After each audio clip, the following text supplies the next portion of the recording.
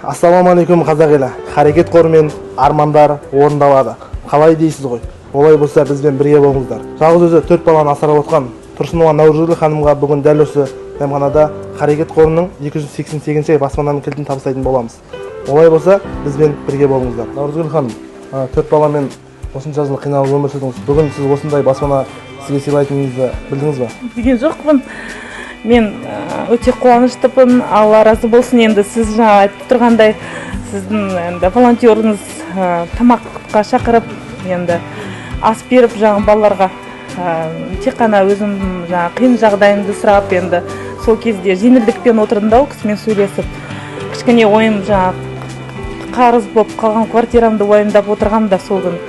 Бүгін ғана акиматқа барып, енді кісілерден көмек сұрап, енді қаражатым квартираға қарыз болып қалдым деп соған уайымдап отырғам, бірақ сіздің волонтеріңізбен отырып тамақтанып, балаларын енді жеңілдікпен отырдым, бірақ ішіндегі бір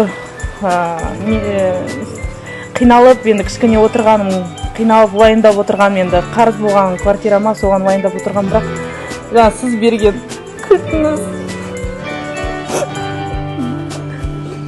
Әрине қазақ елі, бұл баршамыз үшін қуанышты жаңалық. Бұйырса енді сіз еш уайымдамаңыз. Бұйырса өзіңіздің пәтерлеріңізде боласыздар. Осы Харекет қорына Гүлмира Мұхтанқызға өте көп рахмет айтамын. Енді осы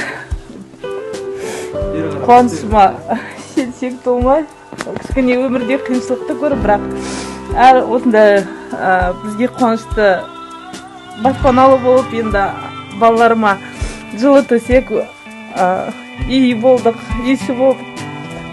Енді кішкене кешірерсіздер, енді қуанышым шек шықпай, осы қиналған кезінде осы 4 баламен көп балалы болып, енді жолдасым қайтқан, осы 2 жыл болды қайтқан, бір балам, мүгедек балам бар.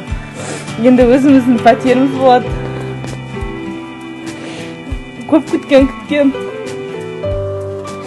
пәтерлі болдық.